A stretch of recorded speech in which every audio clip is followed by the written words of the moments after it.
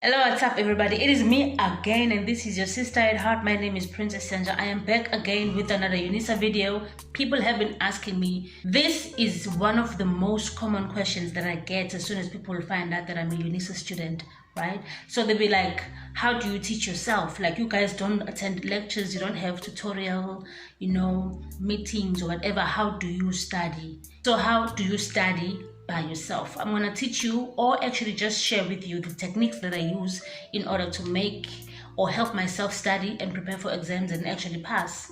So let's just go straight to the video.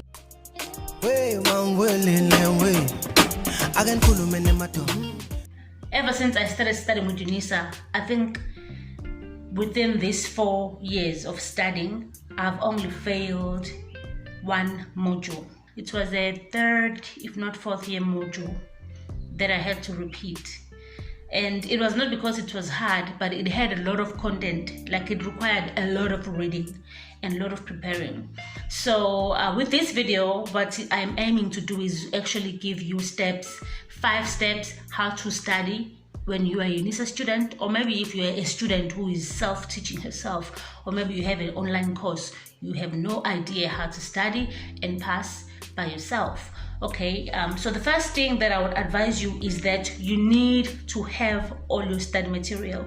So at UNISA specifically, when they send you, after you have registered, when they send you your tutorial letter 101, they usually specify exactly the book that they recommend that you should buy. So there is 2 types of books. There is a recommended book, there is a prescribed book. Okay, so the recommended book is like an extra information kind of a book or kind of material. It's not really a must that you must buy it. You should definitely buy a prescribed book. A prescribed book is the one that has the major content where they're going to be taking, or they're going to use to design assignments and create examinations that you're going to be having. So number 2, once you have like material, you need to work on your time management, right? Because now, most of the time, people who are studying online, they already have other commitments in their lives. Either they're parents already, or they're working, or they have other things that takes place during the course of that day. So you need to be the kind of a person who knows how to plan your day. Make time that will be for studying, which will not be disturbed by anybody. You need to have that time. That time you're gonna need it to make your assignments. That time you're gonna need to prepare for your examinations when you're studying, the actual studying. So the perfect time that I love to use when I want to do my assignments, when I want to prepare for an examination, is at night, because they're more peaceful and quiet. And once you have collected your material and now you know exactly what time is peaceful and free for you to use to study, now these are the techniques that I use. Luckily for us, to be honest guys, most people don't know this, especially the first year students, maybe second years as well, is that UNISA never comes out of content, right? So whatever that they've given you, if they tell you that you're going to be studying chapter 10 to maybe chapter 10 to 20, they will definitely ask questions based on those chapters that they are telling you to prepare or to spend more time on in the prescribed book. Because I've noticed, because I'm doing Bachelor of Education, so this might not apply to all other courses, but I'm just making an example with my course. I'm doing Bachelor of Education, I'm doing Senior and FET phase. So I've noticed that they usually, tell us specifically with each and every prescribed book that these are the particular chapters you need to focus on.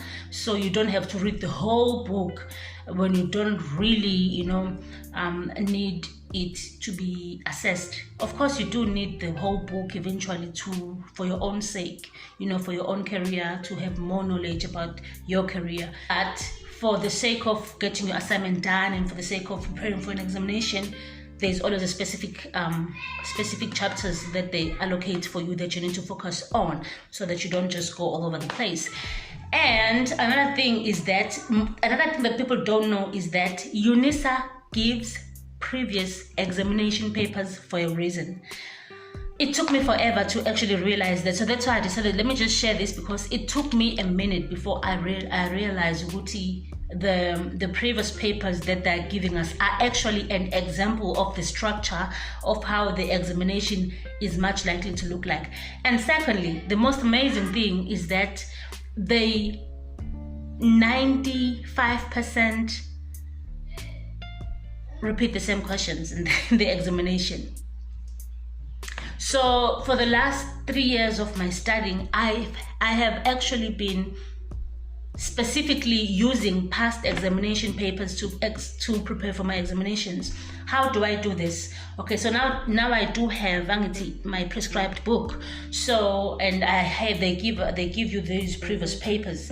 They give you previous papers for like the previous years, and they're usually more than 3, sometimes 4 or 5 even. So what I do is I take one when I'm preparing for my examination. I take one and I tell myself that, okay, today I'm specifically going to be dealing with this question paper, maybe for 2018. So I'm going to be doing that one. And then I am going to underline the questions according to what subject they are talking about. And then I go to the prescribed book and I look for those particular chapters, for those particular questions. So like I can look, this question is under which chapter. Then I go to the book and I read the chapter. I find that question, I make sure that I master that question. I learn it. If it has variables, I need to know all the variables. If it has characteristics, advantages and disadvantages, I have to learn all of them. I have to learn the whole thing about that particular topic that the question is asking about. So that's what I do. And I do that and I finish a question paper. And then the next day, again, I'm going to choose another question paper. And you'll be surprised because you will not need to work so hard, because you might think that, okay, 5 question papers, that's a lot of things. Trust me, they are same questions. There are same questions among these 5 different examinations for different years or different semesters, but they have 50% of the time they have similar questions.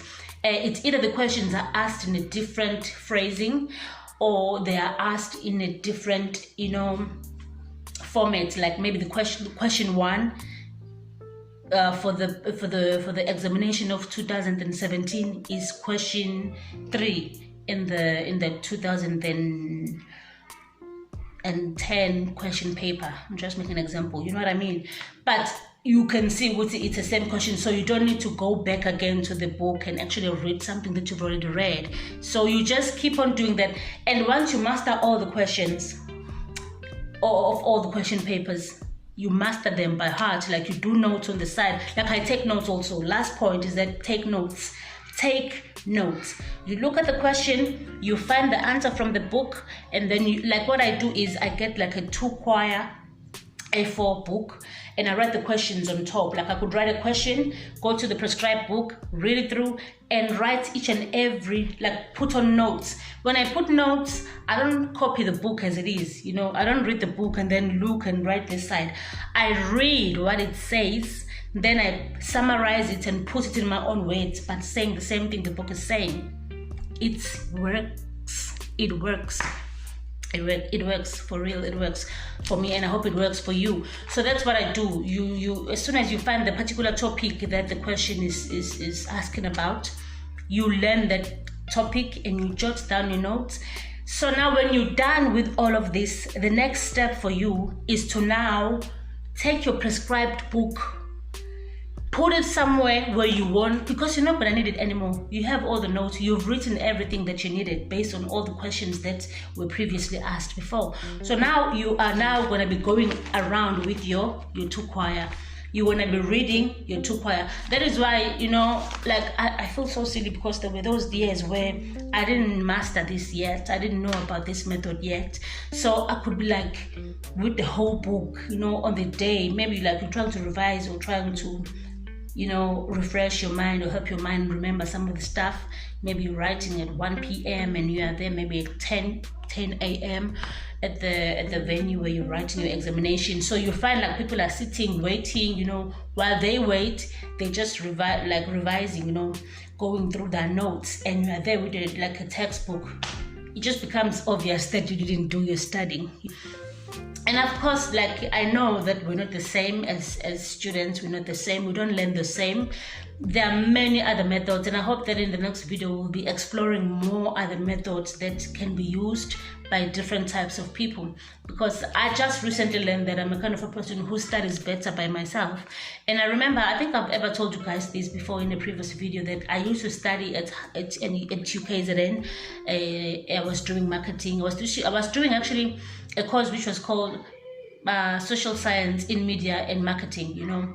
So like, I was not enjoying the course. I was a full-time student. I had to attend some lectures. 95% of the lectures that I used to attend, I was like really either very sleepy during the lectures, or I was really not just understanding what's going on. I didn't understand what the lecturer is saying. So like, I know now that I'm a kind of a learner who needs to be with just the material and time and peace and quiet, and like have a relationship and a bond with my notes, and just be there, and have a dictionary as well, because that is also very important. I've learned that if you are studying and you come across a word that you're not familiar with or that you don't know the meaning of, you just quickly go to the dictionary and you see what it means, so that when you draft your notes, you don't put the word which you don't understand. You use a synonym of the word that you do understand, so that it will make sense when you actually write your exam. So guys, that's what I wanted to share with you today. I hope that these tricks actually did help you. If you are new here, please do subscribe, and if you're a returning subscriber, thank you. We are going to 1,000 subscribers. It's so exciting, guys. So this is going far. Thank you so much for watching. My name is Princess Yanja. Adios.